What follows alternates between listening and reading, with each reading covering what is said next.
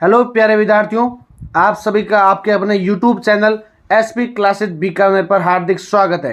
आपके लिए लेकर आया हूँ बीएड सेकेंड सेमेस्टर एग्जाम की एक महा मैराथन क्लास, जिसके अंदर जेंडर, स्कूल एंड सोसाइटी आपका जो पेपर लगता है, यानी जो बीएड सेकेंड सेमेस्टर के अंदर आपके 4 पेपर होने वाले, 3 तो आपके लिए जो कॉमन पेपर होते हैं और एक आपका सब्जेक्टिव पेपर, यानी जो आपका स्कूल सब्जेक्ट है वो आपका रहने वाला है। यानी जिसके अंदर हम इस क्लास के अंदर बात करने वाले हैं वो है आपके लिए जेंडर, स्कूल एंड सोसाइटी, यानी लिंग, विद्यालय और समाज विद्यार्थियों। ये क्लास उन सभी विद्यार्थियों के लिए महत्वपूर्ण है जो महाराजा गंगा सिंह यूनिवर्सिटी के विद्यार्थी हैं या कोई भी राजस्थान के किसी भी यूनिवर्सिटी के अंदर ये सब्जेक्ट आपके बीएड सेकेंड सेमेस्टर के अंदर लगभग लगने वाला है। तो सारे विद्यार्थी इस क्लास को देख सकते हैं और उनके लिए बहुत ही ज्यादा उपयोगी रहने वाले, क्योंकि यहां से आपको लगभग एग्जाम के अंदर क्वेश्चन देखने को मिलेंगे। साथ ही क्लास बहुत ही उपयोगी भी होने वाली, ताकि आपको यहां से सरल तरीके में आपको समझाया गया है। तो सारे विद्यार्थी मिलकर इस क्लास को लाइक करें और चैनल को सब्सक्राइब करना मत भूलें, ताकि हर विद्यार्थी की क्लास पहुंच सके।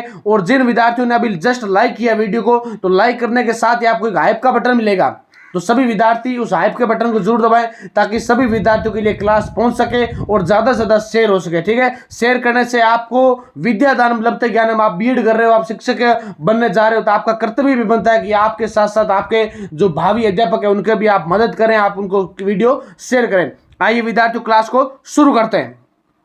पहला क्वेश्चन रहने वाला आपके लिए कि जेंडर की सामाजिक निर्मिति से क्या समझते हैं? परिवार, विद्यालय तथा समाज की भूमिका स्पष्ट कीजिए। बहुत ही ज्यादा महत्वपूर्ण क्वेश्चन है।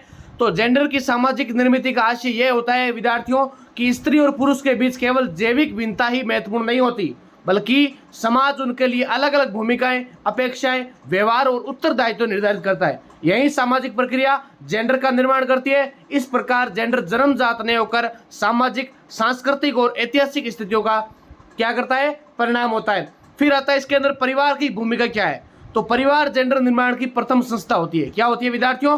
परिवार जेंडर निर्माण की प्रथम संस्था होती है।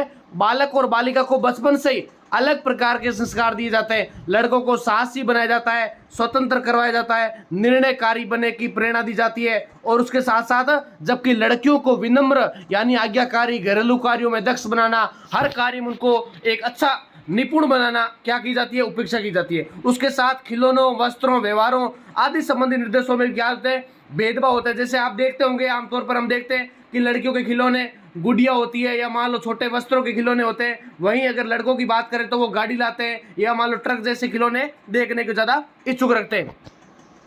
फिर बात करें कि विद्यालय की भूमिका क्या होती है इसमें, तो विद्यालय समाजीकरण का औपचारिक माध्यम होता है। क्या होता है विद्यार्थियों? विद्यालय समाजीकरण का औपचारिक माध्यम है। यहाँ पाठ्य पुस्तकों, शिक्षकों के व्यवहार और साहसी समूह के माध्यम से जेंडर भूमिकाएं सुदृढ़ होती है। यदि पाठ्य पुस्तकों में पुरुष को अधिकारी और स्त्री को केवल गृहिणी के रूप में चित्रित किया जाता है, तो बालकों में वही धारणाएं विकसित होती है। शिक्षक का व्यवहार भी महत्वपूर्ण है, और यदि वह बालकों को अधिक अवसर देता है तो लैंगिक असमानता और ज्यादा बढ़ जाती है। फिर आता है समाज की भूमिका। तो समाज की भूमिका से पहले जिसको भी पीडीएफ लेनी है वो आपको नंबर दे रखे और आप उन पर मैसेज करिए, नाम मात्र शुल्क में आपको पीडीएफ उपलब्ध करवा दी गई। फिर समाज की भूमिका देखें तो समाज परंपराओं, रीति रिवाजों, धार्मिक मान्यताओं और सांस्कृतिक मूल्यों के माध्यम से जेंडर निर्माण करता है। समाज में पुरुष को शक्ति, अधिकार और नेतृत्व से जोड़ा जाता है, जबकि स्त्री को सेवा, त्याग और मर्यादा से, विवाह, उत्तराधिकारी, रोजगार और सार्वजनिक जीवन में अवसरों की असमानता इसी सामाजिक संरचना का परिणाम मानी जाती है विद्यार्थियों। फिर बात करते हैं इसके प्रभाव की। तो इसका प्रभाव क्या रहने वाला है?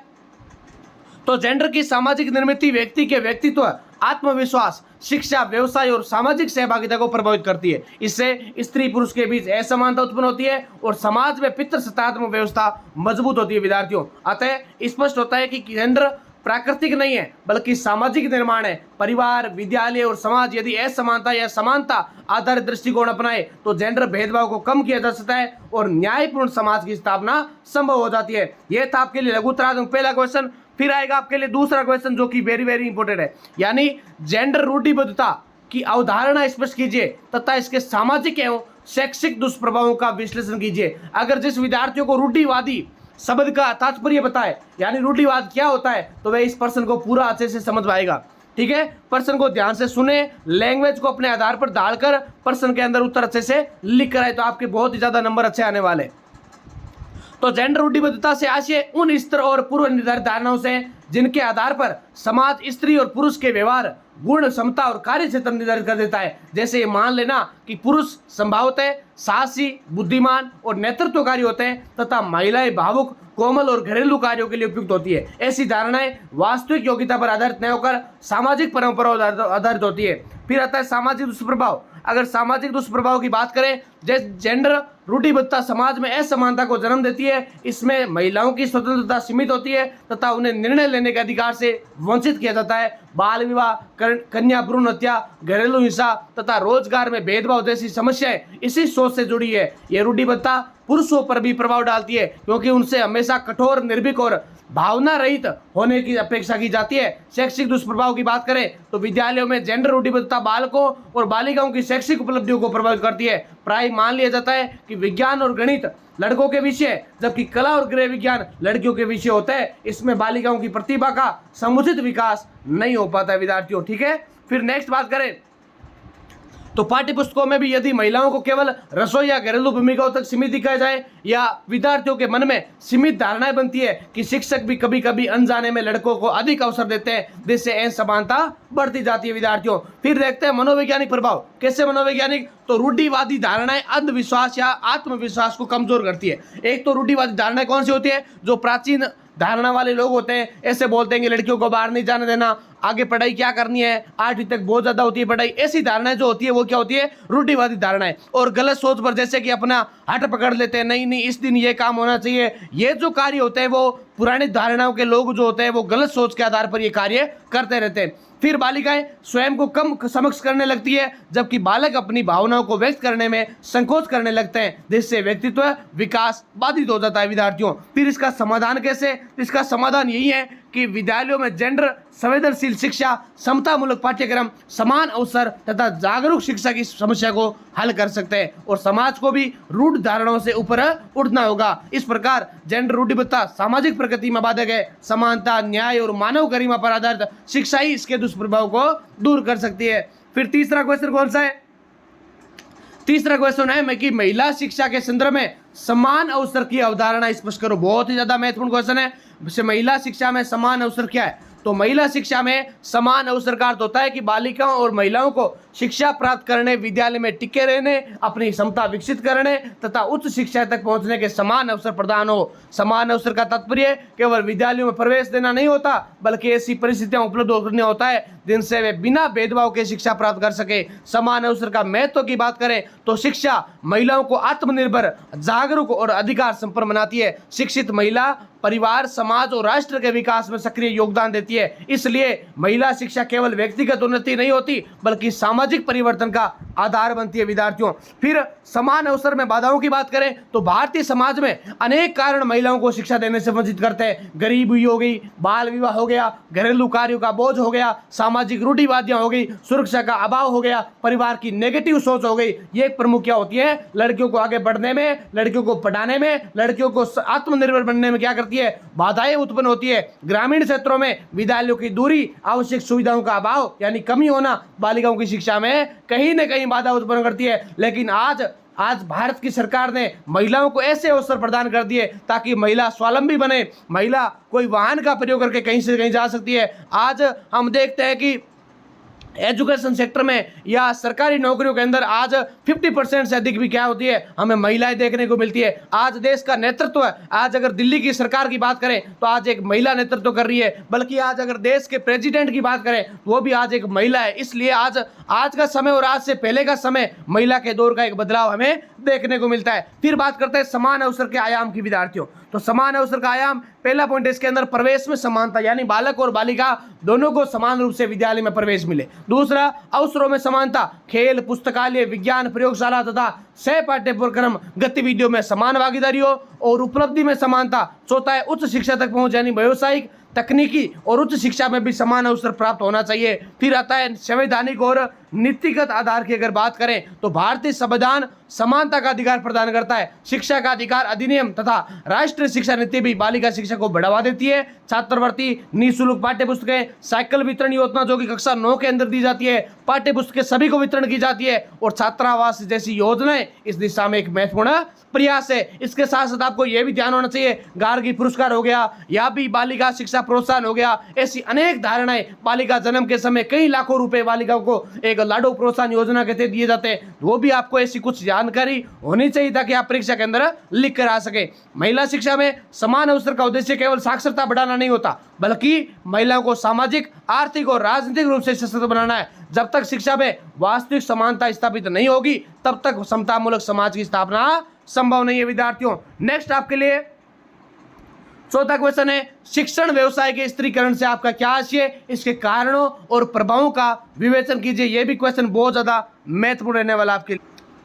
शिक्षण व्यवसाय के स्त्रीकरण का अर्थ क्या होता है? तो शिक्षा क्षेत्र विशेषकर प्राथमिक और माध्यमिक स्तर पर महिलाओं की भागीदारी लगातार बढ़ रही है। आज विद्यालयों में महिला शिक्षकों की संख्या पहले की अपेक्षा अधिक दिखाई देती है। आपने देखा होगा कि अगर हम किसी भी विद्यालय के अंदर जाते हैं, चाहे आप प्राइवेट सेक्टर के अंदर चले जाओ, चाहे गवर्नमेंट सेक्टर के अंदर चले जाओ, आपको अध्यापकों से ज्यादा आपको अध्यापिका देखने को मिलेगी। क्यों मिलेगी? क्योंकि आज अध्यापिका बढ़ रही है, उनको सरकार ऐसे अवसर प्रदान कर रही है ताकि वो आगे आ सके, ताकि उनको ऐसे अवसर मिल सके, ताकि संख्या में क्या हो गई, बढ़ोतरी हो सके।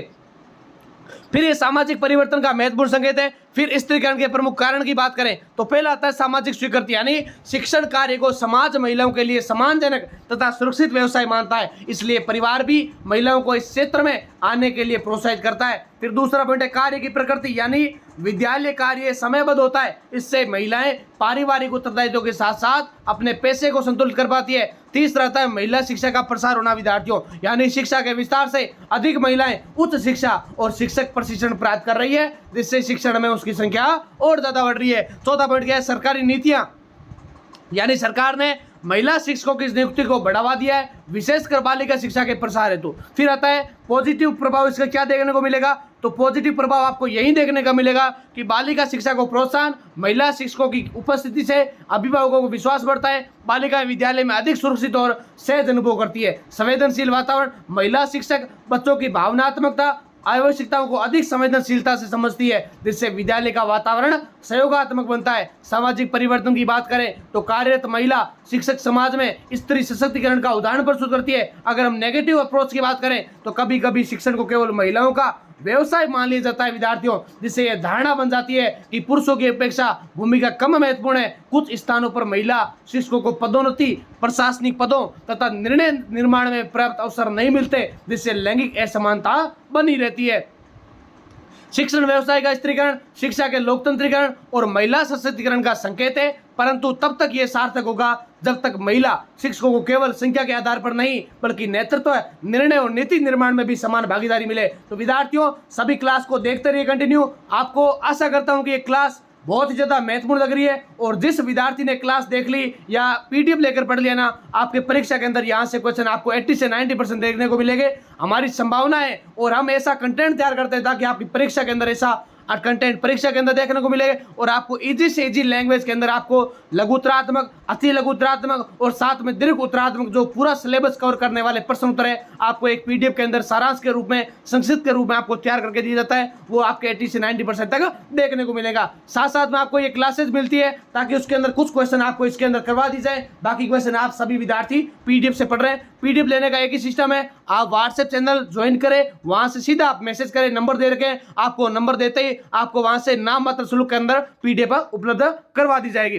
फिर आपके लिए नेक्स्ट 5वां क्वेश्चन है कि जेंडर समानता सामाजिक परिवर्तन का प्रभावी माध्यम कैसे है, स्पष्ट कीजिए। जेंडर समानता का अर्थ है स्त्री और पुरुष को सामाजिक, शैक्षिक और आर्थिक और राजनीतिक जीवन में समान अवसर, समान अधिकार और समान प्राप्त होना। ये केवल महिलाओं के अधिकारों तक सीमित नहीं है, बल्कि एक ऐसे समाज की स्थापना का आधार है जिसमें किसी व्यक्ति के साथ उसके लिंग के आधार पर भेदभाव नहीं किया जाए। आधुनिक लोकतांत्रिक समाज में जेंडर समानता सामाजिक परिवर्तन का एक प्रभावी माध्यम मानी जाती है। सामाजिक परिवर्तन का अगर आधार की बात करें, जब समाज में स्त्री और पुरुष दोनों को समान अवसर मिलते हैं तब सामाजिक संरचना अधिक न्यायपूर्ण बनती है। परंपरागत समाज में महिलाओं को घर की 4 दीवारी तक सीमित रखा गया, जिससे उनकी प्रतिभा और क्षमता का पूर्ण विकास नहीं हो पाया। जेंडर समानता इस परिस्थिति को बदलती है और महिलाओं को शिक्षा, रोजगार, नेतृत्व और निर्णय निर्माण में भागीदारी प्रदान करती है। विद्यार्थियों, फिर शिक्षा के माध्यम से परिवर्तन कैसे हुआ? तो शिक्षा जेंडर समानता का सबसे सशक्त माध्यम है। शिक्षित महिला अपने अधिकारों के प्रति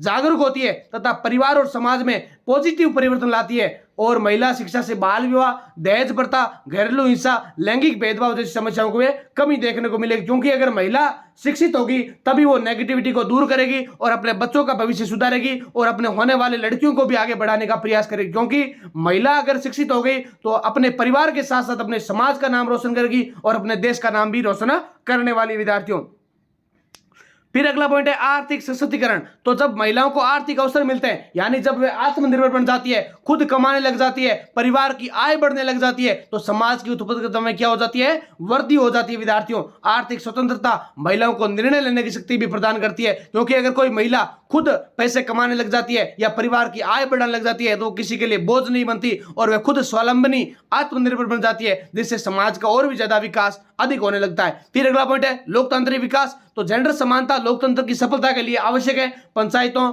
स्थानीय निकायों तथा राजनीति में महिलाओं को भागीदारी से सामाजिक न्याय को बल मिलता है। इससे समाज में समावेशी विकास की प्रक्रिया तेज हो जाती है। मानसिकता में अगर परिवर्तन की बात करें तो जेंडर समानता केवल नीतियों से नहीं आती, यानी ऐसी नीति नहीं अपने बना दी और बोल दे कि महिलाओं को अधिकार प्रदान करो, उनको धरातल पर लाना पड़ता है। क्योंकि अगर सामाजिक सोच में परिवर्तन आएगा ना, तभी परिवार, विद्यालय, समाज समानता का मूल्य अपनाने लगते हैं, तभी स्थायी सामाजिक परिवर्तन संभव हो जाते हैं। अतः जेंडर समानता सामाजिक परिवर्तन का आधारभूत तत्व है और यह समाज में न्याय, समान अवसर, मानव गरिमा और समावेशी विकास की स्थापना करती है। इसलिए आधुनिक शिक्षा का प्रमुख उद्देश्य जेंडर समानता की चेतना विकसित करना माना गया। विद्यार्थियों, तो जिसको भी क्लास अच्छी लग रही है सभी कमेंट सेक्शन में बताइए कि क्लास आपको कैसी लग रही है, और आप सभी विद्यार्थी बताइए कि आप कहां-कहां से क्लास को देख रहे हैं, और सभी विद्यार्थी क्लास को लाइक जरूर करें और अपने साथियों के साथ अपने कॉलेज के ग्रुप के अंदर इस क्लास को शेयर करें ताकि हर विद्यार्थी को मदद मिल सके। क्योंकि विद्या दानम लभते ज्ञानम, अगर आप शिक्षा का प्रसार करेंगे तभी उनको और भी ज्यादा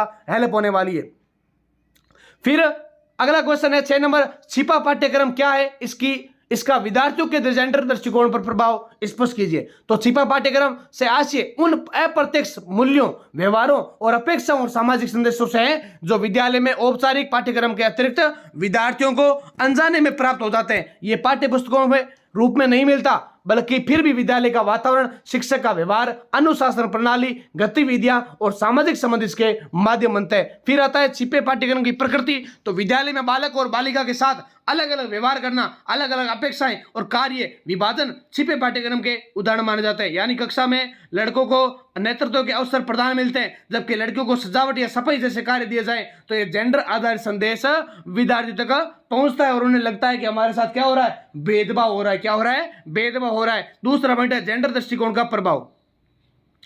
तो छिपा पाठ्यक्रम विद्यार्थियों के मन में यह धारणा विकसित कर सकता है कि कुछ कार्य केवल पुरुषों के लिए उपयुक्त होते हैं और कुछ केवल महिलाओं के लिए होते हैं। इससे क्या होता है? जेंडर में रूढ़िबद्धता मजबूत हो जाती है। उदाहरण के लिए अगर बात करें, यदि विद्यालय कार्यक्रमों में मंच संचालन लड़कों को और सांस्कृतिक सजावट लड़कियों को दी जाए, जैसे आपको देखा होगा कि लड़कियों के जो डांस होता है वो कौन सिखाते हैं? बोलते हैं कि मैडम सिखाएगी। या मान लो जो मंच संचालन का कार्य करते हैं या नेतृत्व करने वाला काम करते हैं वो कौन करते हैं? टीचर लोग करते हैं। उनके अंदर क्या होता है? ऐसी भावनाएं हो जाती है कि कहीं ना कहीं ये कार्य महिलाओं के होते हैं, ये कार्य क्या होते हैं? पुरुषों के होते हैं। इससे क्या होता है? लैंगिक असमानता पैदा हो जाती है। फिर आता है व्यक्तित्व विकास का प्रभाव। तो छिपा पाठ्यक्रम बालकों और बालिकाओं की आत्मधारणा को प्रभावित करता है। क्या करता है? आत्मधारणा को प्रभावित करता है। बालिकाएं स्वयं को कम सक्षम मान लेती है, जबकि बालक प्रभुत्ववादी व्यवहार सीख सकते हैं। यह स्थिति समानता की भावना को कमजोर करती है। विद्यार्थियों, फिर आता है इसके अंदर शिक्षक की भूमिका क्या है। तो शिक्षक यदि जेंडर संवेदनशील दृष्टिकोण अपनाए तो समान अवसर दे, तो पाठ्यक्रम के अतिरिक्त व्यवहार में भी समानता रखे,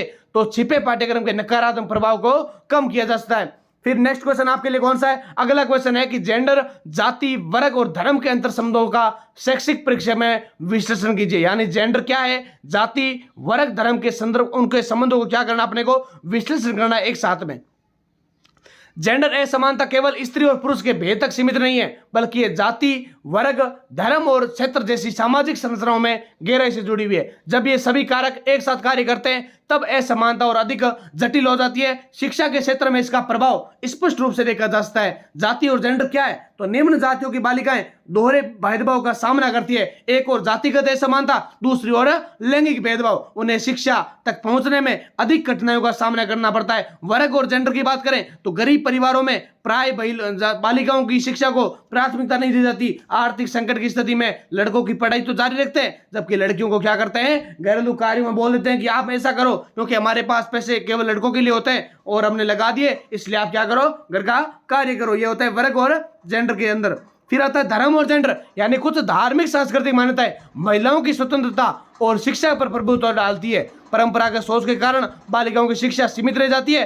विद्यालय प्रभाव की बात करें तो इस सामाजिक असमानता का प्रभाव विद्यालय में प्रवेश, उपस्थिति, उपलब्धि और आत्मविश्वास पर पड़ता है। वंचित वर्गों की बालिकाएं अक्सर विद्यालय वातावरण में हीनता का अनुभव करती है। फिर आता है इसका समाधान। तो समाधान बहुत ही आसान है। एक तो समावेशी शिक्षा, छात्रवृत्ति मिलना, संवेदनशील शिक्षक और भेदभाव मुक्त विद्यालय वातावरण इन समस्याओं के कम कर सकते हैं। अतः जेंडर को जाति, वर्ग और धर्म से अलग करके नहीं समझा जा सकता। शिक्षा व्यवस्था को इन अंतर संबंधों को ध्यान में रखकर समतामूलक अवसर प्रदान करने चाहिए। अगला क्वेश्चन आपके लिए 8 नंबर कौन सा है कि विद्यालय के भीतर शिक्षक, विद्यार्थी तथा सहपाठी संबंधों का जेंडर दृष्टिकोण से मूल्यांकन कीजिए। तो विद्यालय केवल ज्ञान प्रदान का स्थान नहीं होता, यानी विद्यालय क्या होता है, केवल ज्ञान प्रदान करने का स्थान नहीं है, बल्कि सामाजिक संबंधों का निर्माण करने वाली संस्था होती है। शिक्षक, विद्यार्थी तथा सहपाठी संबंध विद्यार्थियों के व्यक्तित्व, आत्मविश्वास और सामाजिक दृष्टिकोण को गहराई से प्रभावित करते हैं। जेंडर के संदर्भ में इन संबंधों का विशेष महत्व माना जाता है। शिक्षक विद्यार्थी संबंध की बात करें, यदि शिक्षक लड़कों को अधिक सक्रिय, बुद्धिमान और नेतृत्वकारी मानते हैं तथा लड़कियों से केवल अनुशासन और शालीनता की अपेक्षा करते हैं तो ये जेंडर असमानता को बढ़ावा देता है। कई बार कक्षा में प्रश्न पूछने, उत्तर देने और गतिविधियों में भाग लेने के अवसर लड़कों को अधिक मिलते हैं। और उसके साथ साथ अगर बात करें सहपाठी संबंध की, तो सहपाठी संबंध विद्यालय में सहपाठी संबंध सामाजिक व्यवहार सीखने का माध्यम होता है। यदि लड़के और लड़कियां अलग अलग समूह में रहते हैं तो एक दूसरे के प्रति पूर्वाग्रह करते हैं और जेंडर दूरी बढ़ती है। कभी कभी उपहास, टिप्पणियां, बहिष्कार जैसी स्थितियां भी उत्पन्न हो जाती है। फिर अगला पॉइंट है जेंडर संवेदनशीलता का महत्व। जेंडर संवेदनशीलता का महत्व, यानी यदि विद्यालय में समान अवसर, परस्पर सम्मान और सहयोग की संस्कृति विकसित की जाए तो बालक बालिकाएं समानता के मूल्य सीख जाते हैं। सह शिक्षा का वास्तविक उद्देश्य भी यही माना जाता है। फिर इसके अंदर शिक्षा की भूमिका, तो शिक्षक को सभी विद्यार्थियों के साथ निष्पक्ष व्यवहार करना चाहिए, समूह कार्य करना चाहिए। समाज, सहकारी अधिगम और समावेशी गतिविधियों से जेंडर समानता को बढ़ावा दिया जा सकता है। फिर आता है व्यक्तित्व पर प्रभाव।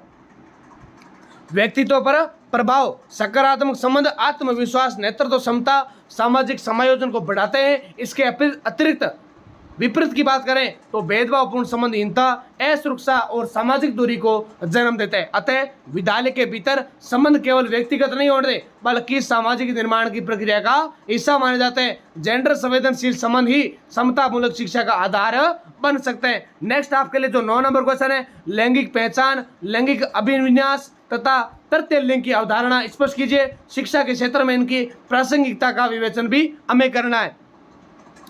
आधुनिक समाज में लैंगिकता की समझ केवल स्त्री और पुरुष तक सीमित नहीं रहेगी। व्यक्ति की पहचान, उसकी आत्मानुभूति, सामाजिक भूमिका तथा भावनात्मक आकर्षण के माध्यम से आयाम होते हैं। इसी संदर्भ में लैंगिक पहचान और लैंगिक अभिविन्यास तथा तृतीय लिंग की अवधारणाएं अत्यंत महत्वपूर्ण है। लैंगिक पहचान कैसे करें, तो लैंगिक पहचान से हास्य उस आंतरिक अनुभूति से है जिसके आधार पर व्यक्ति स्वयं को पुरुष कहता है और महिला, दोनों में से कोई भी अंतर इनमें से कोई नहीं होता है तथा किसी अन्य रूप में अनुभव करता है। वे व्यक्ति की आत्मा बोधता का पहचान है। अनेक प्रकार के व्यक्ति लैंगिक जैविक संरचना और अनुरूप, यानी क्या होता है, लैंगिक पहचान साक्षी क्या है, यानी खुद को पता लगे कि हाँ मैं पुरुष हूँ और किसी को लगे कि हाँ मैं महिला हूँ, तो वह खुद की जो आत्मानुभूति होने वही क्या होता है, लैंगिक होता है। क्या होता है, लैंगिक होता है, लैंगिक जेंडर होता है वो, ठीक है।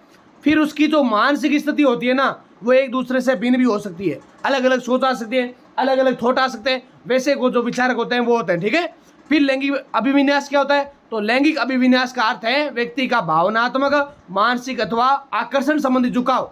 ये आकर्षण विपरीत लिंग के अंदर होता है, यानी लड़कों का लड़कियों के प्रति होता है और लड़कियों का लड़कों के प्रति होता है। आकर्षण विपरीत लिंग, समान लिंग अथवा किसी भी लिंग के प्रति हो सकता है। वह किसी व्यक्ति के निजी व्यक्तित्व का एक महत्वपूर्ण पक्ष है और इसे सम्मानजनक पूर्ण समझना आवश्यक होता है। आपने देखा होगा किशोर अवस्था के अंदर विपरीत लिंग के अंदर ज्यादातर विद्यार्थी क्या करते हैं, विपरीत लिंग के अंदर क्या होता है, आकर्षण होता है, ठीक है। फिर आता है तृतीय लिंग की अवधारणा। तृतीय लिंग की अवधारणा यानी तृतीय लिंग उन व्यक्तियों के लिए प्रयुक्त होता है जो पारंपरिक स्त्री पुरुष वर्गीकरण में पूर्णतः समाहित नहीं होते। भारतीय समाज में ऐसे समुदायों की ऐतिहासिक उपस्थिति रही है, किंतु लंबे समय तक उन्हें सामाजिक उपेक्षा, भेदभाव, बहिष्कार का सामना करना पड़ा। वर्तमान समय में इन्हें विधिक एवं सामाजिक पहचान प्रदान करने की दिशा में महत्वपूर्ण प्रदान प्रयास किया गया है। शिक्षा के क्षेत्र में प्रासंगिकता की बात करें तो विद्यालय सामाजिक चेतना का निर्माण करता है। यदि विद्यालय में केवल द्विलिंगी दृष्टिकोण को मान्यता दी जाए तो अनेक विद्यार्थी उपेक्षा और असुरक्षा का अनुभव करते हैं। समावेशी शिक्षा व्यवस्था में यह आवश्यक है कि सभी विद्यार्थियों को समान सुरक्षा और समान अवसर मिले और पाठ्य पुस्तकों, शिक्षण पद्धतियों और विद्यालय वातावरण में विधिक लैंगिक पहचानों के प्रति संवेदनशीलता होनी चाहिए। शिक्षकों को पूर्वाग्रह मुक्त दृष्टिकोण अपनाना चाहिए ताकि कोई भी विद्यार्थी अपमान, उपहास और बहिष्कार का अनुभव न कर सके। अतः लैंगिक पहचान, लैंगिक अभिविन्यास और तृतीय लिंगी समझ आधुनिक शिक्षा की अनिवार्य आवश्यकता है। समता मूलक, मानवीय और लोकतांत्रिक समाज के लिए शिक्षा में इन अवधारणाओं का समावेश अत्यंत आवश्यक माना गया। विद्यार्थियों, अगला आपके लिए क्वेश्चन है 10 नंबर। महिलाओं के विरुद्ध हिंसा और यौन उत्पीड़न के विभिन्न रूपों का विश्लेषण कीजिए। इनके निवारण में सामाजिक और संस्थागत उपायों का उल्लेख कीजिए। विद्यार्थियों, तो महिलाओं के विरुद्ध हिंसा भारतीय समाज की गंभीर सामाजिक समस्या है। हिंसा केवल शारीरिक आक्रमण तक सीमित नहीं होती, बल्कि मानसिक हो सकती है, भावनात्मक हो सकती है, आर्थिक और यौन शोषण के अंतर्गत भी हो सकती है। यह समस्या परिवार, विद्यालय, कार्यस्थल तथा सामाजिक सार्वजनिक जीवन सभी क्षेत्रों में दिखाई देती है। महिलाओं के विरुद्ध हिंसा के प्रमुख रूप होते हैं। पहला आता है शारीरिक हिंसा, जिसके अंदर आपको मारपीट, चोट पहुंचाना, घरेलू हिंसा, दहेज प्रताड़ना आदि इसके प्रमुख उदाहरण है। अगर बात करें मानसिक और भावनात्मक हिंसा, अपमानित करना, धमकी देना, स्वतंत्रता सीमित करना, चरित्र पर क्या देना, संदेह करना और सामाजिक रूप से दबाव बनाना, ये सब क्या होता है, मानसिक हिंसा के अंदर आते हैं, ठीक है। तीसरा होता है आर्थिक हिंसा, जिसके अंदर महिलाओं को आर्थिक संसाधनों, संपत्ति, आय अथवा रोजगार के अवसरों से वंचित करना आर्थिक शोषण होता है। चौथा पॉइंट है यौन उत्पीड़न, यानी अश्लील टिप्पणी करना, गलत गाली देना, अनुचित स्पर्श करना, गलत तरह से छूना, दबावपूर्ण संबंध बनाना या गैर कानूनी या इलीगल तरीके से कार्य उत्पीड़न करना या सार्वजनिक स्तरों पर छेड़छाड़, इसके अंतर्गत यौन उत्पीड़न के अंदर आते हैं। ऐसा कानून भी बना हुआ है। और गलत किसी के साथ करना, ये सब कानून के खिलाफ क्या होता है, अपराध की श्रेणी में आता है।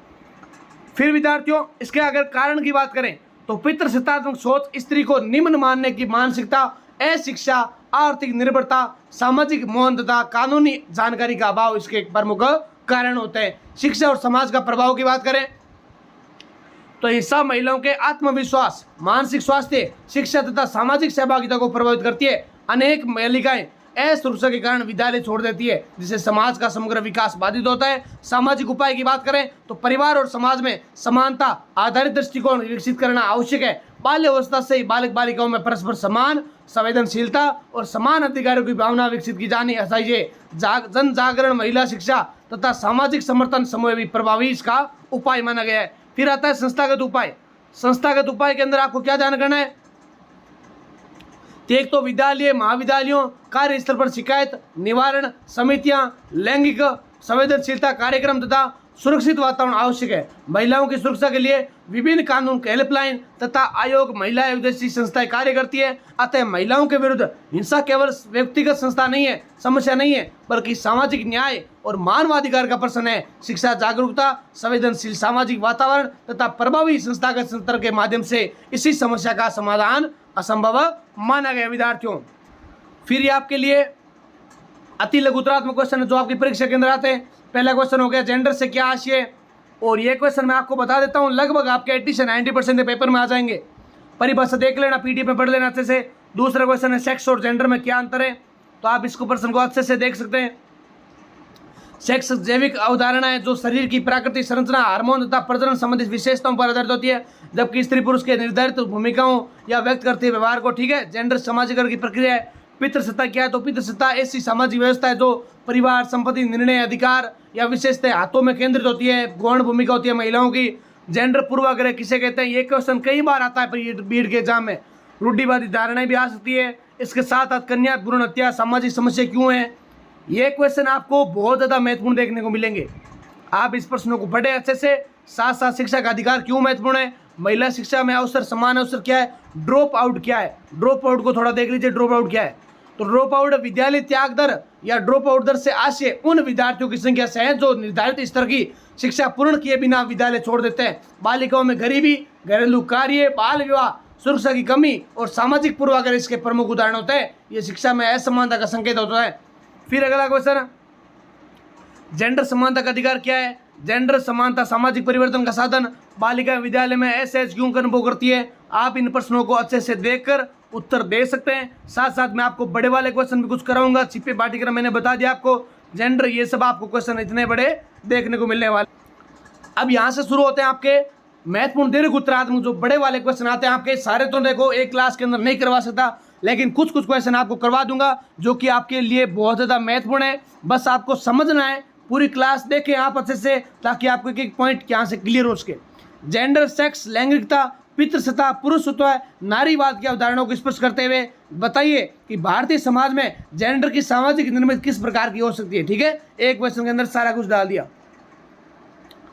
तो मनुष्य समाज में स्त्री और पुरुष के बीच दिखाई देने वाला अंतर केवल जैविक और प्राकृतिक नहीं होता, बल्कि उसका एक बड़ा भाग सामाजिक रूप से निर्मित होता है। जन्म के समय व्यक्ति का जैविक लिंग निर्धारित किया जाता है, परंतु समाज उसके अनुरूप व्यवहार, भूमिका, उत्तरदायित्व, अधिकार और अपेक्षा निर्मित करता है। यही प्रक्रिया जेंडर की सामाजिक निर्मित कहलाती है। यानी कहने का तात्पर्य क्या है कि भगवान ने तो क्या किया, महिला को महिला बने, उसका लिंग अलग दे दिया और पुरुष का लिंग अलग दे दिया, लेकिन इस समाज ने क्या कर दिया, अलग अलग कार्य बांट दिए। नहीं, महिलाओं के ये कार्य होंगे, महिलाओं को ये कार्य करने होंगे, पुरुष का ये कार्य है, पुरुष बलवान होते हैं, महिला खड़ी नहीं रह सकती बस में, पुरुष खड़े रह सकते हैं। ये सब क्या जो धारणाएं होती है ना, वो सब हमें समाज ने दिए। बल्कि भगवान ने तो क्या किया था, केवल लिंग निर्धारण किया था, बाकी समाज ने क्या कर दिया, उसका लैंगिक भेदभाव कर दिया, लैंगिक असमानता बना दी। इसको अपने को समझना है। ठीक है, फिर मानव समाज में स्त्री और पुरुष के मध्य जो भूमिकात्मक अंतर दिखाई देता है वह पूर्णतः प्राकृतिक नहीं है। जैविक भिन्नता सीमित होती है,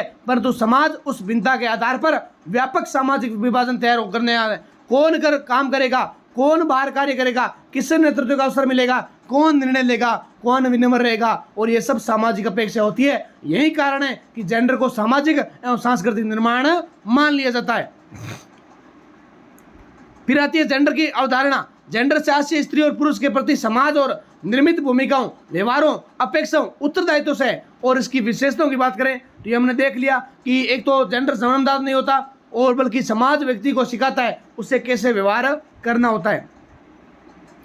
दूसरी विशेषता परिवर्तनशीलता, तीसरी मानदंडों पर आधारित, चौथा शक्ति संबंधों से जुड़ा हुआ। उदाहरण के रूप में देखें तो भारतीय समाज में लड़कियों से शालीनता, विनम्रता और घरेलू दक्षता की उपेक्षा की जाती है, जबकि लड़कों से साहस, नेतृत्व और आर्थिक जिम्मेदारी की। सेक्स की अवधारणा क्या है, अभी मैंने आपको समझाया। सेक्स का अर्थ व्यक्ति की जैविक संरचना से है, यानी जन्म के समय में शरीर की बनावट, प्रजनन अंग, हार्मोन और गुणसूत्रों के आधार पर व्यक्ति को स्त्री या पुरुष के रूप में पहचाना जाता है। सेक्स की विशेषता क्या होती है, ये प्राकृतिक और जैविक होता है, ये जन्म से निर्धारित होता है, उसका संबंध शारीरिक संरचना से होता है, न कि सामाजिक संरचना से। ये केवल क्या होता है, सामाजिक संरचना नहीं होती बल्कि शारीरिक संरचना होती है। इस प्रकार सेक्स प्राकृतिक है जबकि जेंडर सामाजिक होता है। ये दूसरा अंतर होगा। तीसरा होता है लैंगिकता की अवधारणा।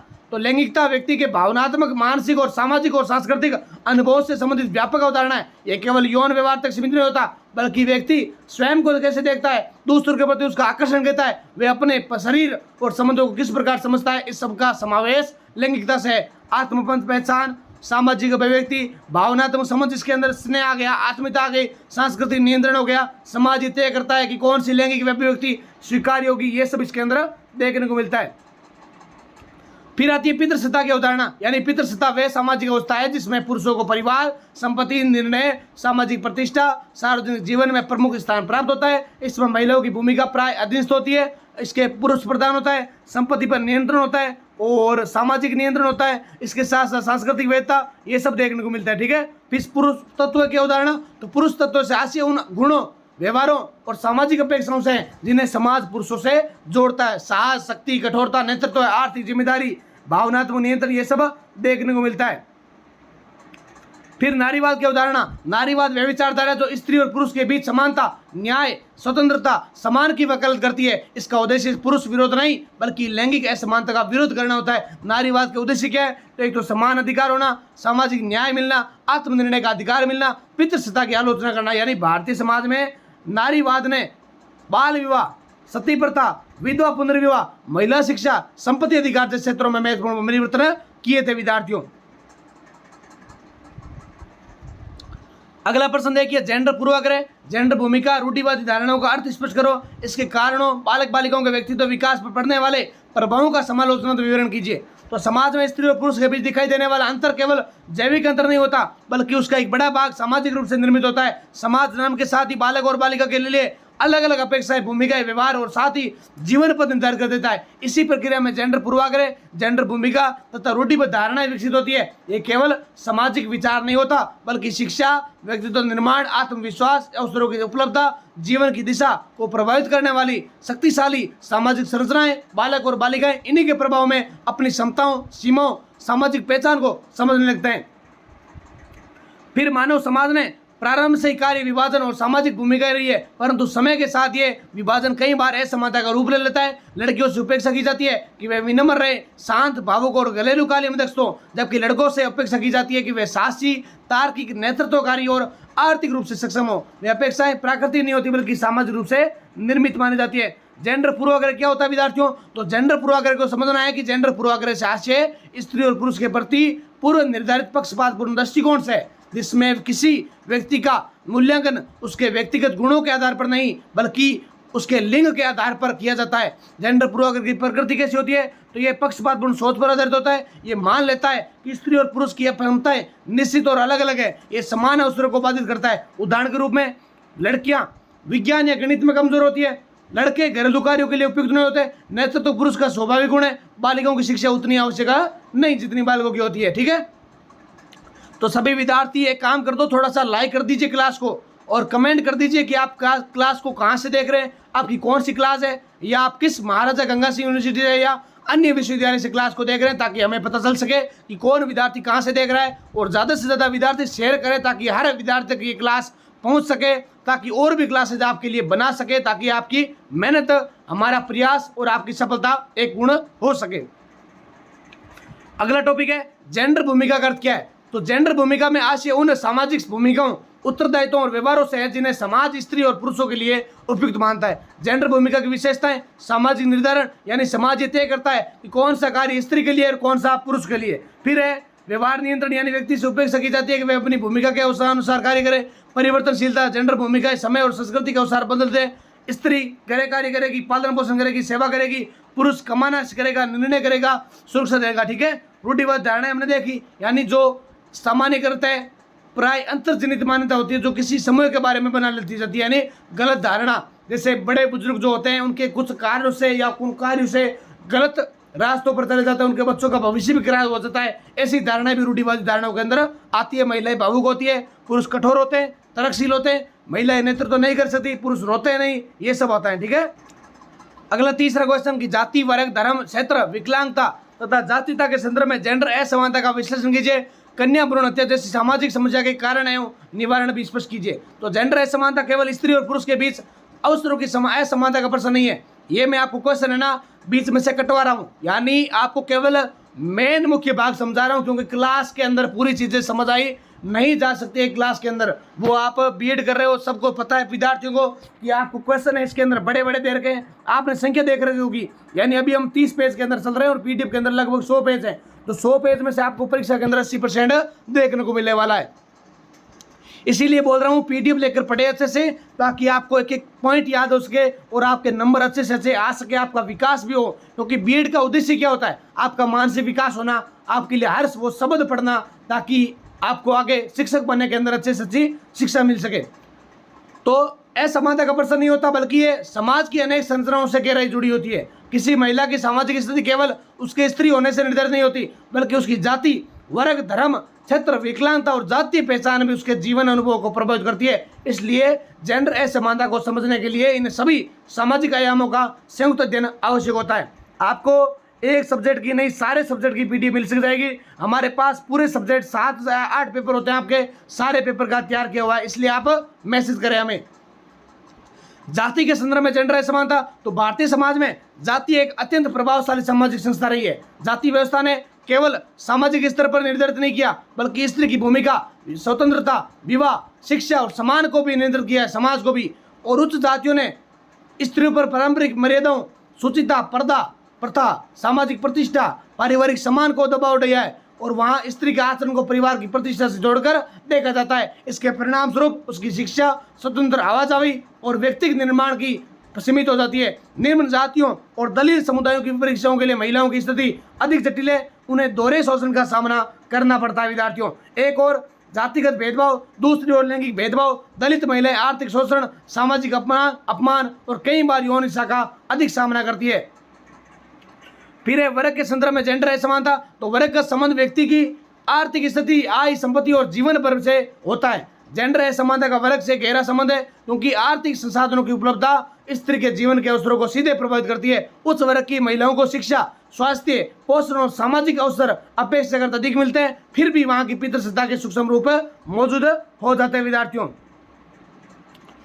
फिर आता है इसके अंदर धर्म के संदर्भ में जेंडर असमानता। धर्म समाज के नैतिक मूल्यों, सामाजिक मान्यताओं और जीवन पद्धति को प्रभावित करता है। भारतीय समाज में विभिन्न धार्मिक परंपराओं ने स्त्री की भूमिका के संदर्भ में अनेक मानदंड अलग अलग अपनाए। जैसे अगर बात करें मुस्लिम धर्म के अंदर, तो वहां पर बोलते हैं कि महिलाओं को बुर्का पहनना पड़ेगा या हिजाब पहनना पड़ेगा। वैसे ही अगर हिंदू धर्म के अंदर कुछ अलग मान्यता है, या जो उनके संस्कार होते हैं, जैसे मंगलसूत्र हो गया, मांग लगाना, या उनके जो पर्दा प्रथा है, घूंघट रखना, ऐसे ऐसे अलग अलग समुदाय के अंदर क्या होते हैं, अपनी अपनी धारणाएं होती है, उनकी अपनी अपनी आस्थाएं होती है, अलग अलग सोच होती है, ठीक है। वैसे महिलाओं के अंदर भी अलग अलग कार्य होते हैं।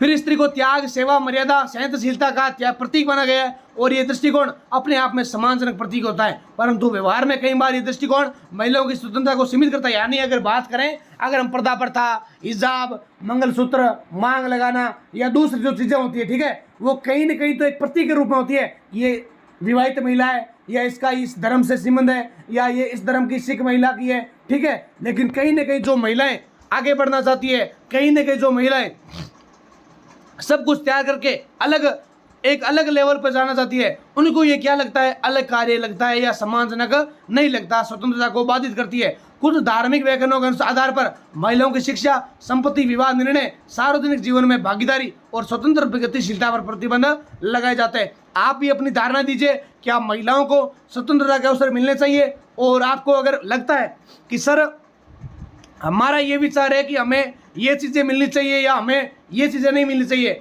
महिलाएं जो भी वीडियो देख रही है, लड़कियां जो भी वीडियो देख रही है, अपने विचार इस कमेंट सेक्शन में जरूर बताएं, ताकि आपको एक एक जवाब का रिप्लाई मिल सके।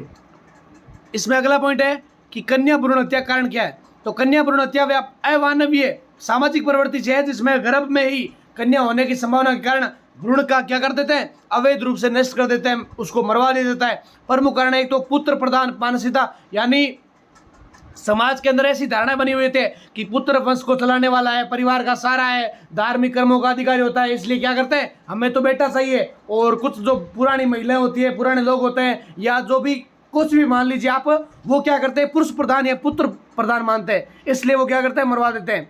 दूसरा है दहेज प्रथा। बालिका को आर्थिक बोझ समझा जाता है। अगर वो सोच लेते हैं परिवार के अंदर आर्थिक स्थिति कमजोर है किसी घर की, तो वो ऐसा सोचते हैं कि अगर लड़की हो गई तो इसकी शादी करनी पड़ेगी, और शादी के लिए हमें दहेज देना पड़ेगा, उसके लिए हमारे पास पैसा नहीं है, इसलिए अगर लड़का होगा तो सही रहेगा, इसलिए भी लड़के को क्या कर देते हैं, लड़की को कन्या भ्रूण हत्या करवा देते हैं। तीसरा सामाजिक सुरक्षा। अगर किसी के अंदर ये हो गया, परिवार की चिंता हो गई, बे हो गया, पढ़ाई लिखाई के अंदर हो गया, या कहीं जाएगी तो ऐसा हो जाएगा, वे सब सारी चिंताएं, आर्थिक कारण मान लीजिए, तकनीकी दुरुपयोग मान लीजिए, या जो भी आप कारण मान लीजिए, वो सब क्या होता है, कन्या भ्रूण हत्या के कारण माने जाते हैं। आप उनको विस्तार से लिख कर आइए, ताकि आपको सोच को विकसित हो। मैं आपको पॉइंट्स बता रहा हूं, लेकिन लिखना आपको अपने हिसाब से। आप चाहे कभी भी कोई चीज़ करिए, बीएड कीजिए, एमए कीजिए, बीए कीजिए, लेकिन आप जितना अपने दिमाग से, अपने मस्तिष्क से लिखेंगे, उसमें ही आपको ज़्यादा विकास होगा, आपका ज़्यादा नंबर अच्छा आएगा। आपके लिए एक वीडियो लगा रखा है कि आपको पेपर में कैसा लिखना चाहिए ताकि नंबर अच्छे आए। आपके लिए इसी चैनल पर आपको एक वीडियो लगा रखा है, जो कि आप देख सकते हैं। फिर कन्या भ्रूण हत्या के दुष्परिणाम। तो लिंगानुपात में असंतुलन, महिलाओं के विरुद्ध अपराधों में वृद्धि, विवाह संबंधी सामाजिक संकट, स्त्री के मानवीय सम्मान का ह्रास होना, समाज में असंतुलित जनसंख्या संरचना आना। ठीक है, ये सब इसके अंदर देखने को मिलता है।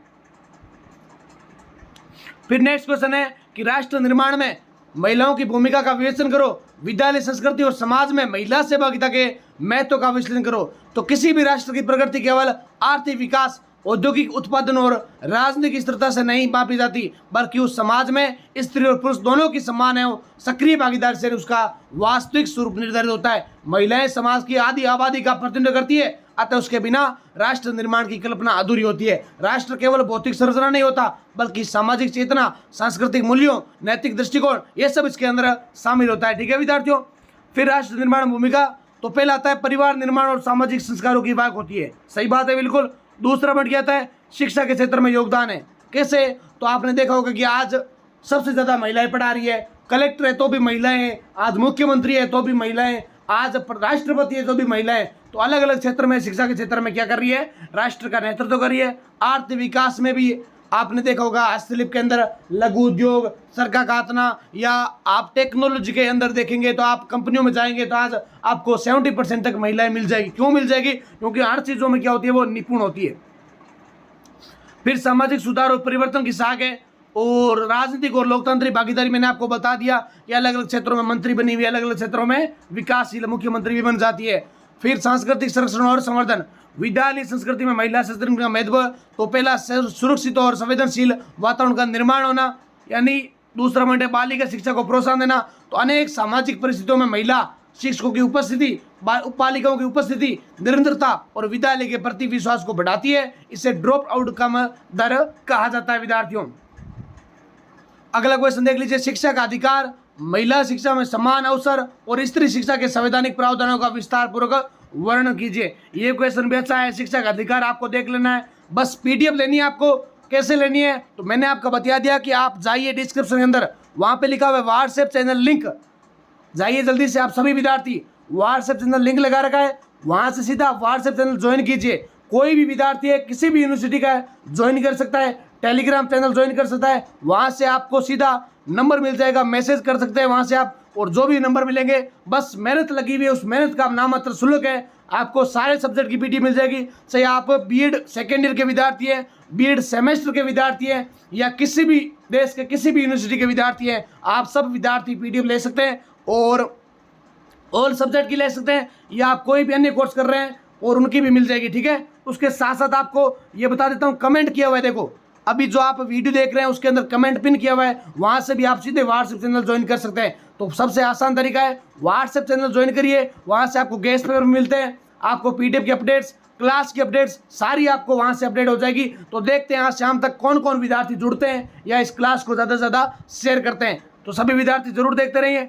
नेक्स्ट एक क्वेश्चन ये भी देखो पढ़ के जाना कि बालिका शिक्षा, विद्यालय त्याग दर, ड्रॉप आउट, पूर्णता दर और शिक्षण व्यवसाय के स्त्रीकरण की प्रवृत्ति का समालोचनात्मक अध्ययन कीजिए। बहुत ज़्यादा महत्वपूर्ण क्वेश्चन है। मैं आपको लास्ट में ये काम करता हूँ, क्वेश्चन बता देता हूँ सारे, ताकि आपको एक एक क्वेश्चन याद कर सके। आपके चाहे मटेरियल है या आप ये पीडीएफ ले रहे हैं तो आप सारा उसके अंदर अच्छे से तैयार करके जाइए। ये क्वेश्चन आपको परीक्षा के अंदर देखने को मिलने वाले हैं। फिर जेंडर समानता के अधिकारों का विवेचन कीजिए तथा स्पष्ट कीजिए कि अधिकार सामाजिक परिवर्तन के साधन के रूप में कैसे कार्य करता है। तो मानव समाज का स्वस्थ है, न्यायपूर्ण, लोकतंत्री विकास तभी संभव है जब स्त्री और पुरुष दोनों को समान अवसर प्रदान किए जाते हैं। तो विद्यार्थियों, इस क्लास को हम यहीं तक चलाएंगे, क्योंकि किसी कारणवश इस क्लास को यहीं रोकना पड़ रहा है। तो आप सभी विद्यार्थी इस क्लास को अच्छे से देख लीजिए। जितने क्वेश्चन मैंने लघु उत्तरात्मक करवाए, अति लघु उत्तरात्मक और दीर्घ उत्तरात्मक करवाए, आप इस प्रश्नों को अच्छे से याद करें। साथ साथ मैंने आपको बता दिया कि पीडीएफ खरीद ले आप, ताकि आप पूरा सिलेबस उसके अंदर देख सके।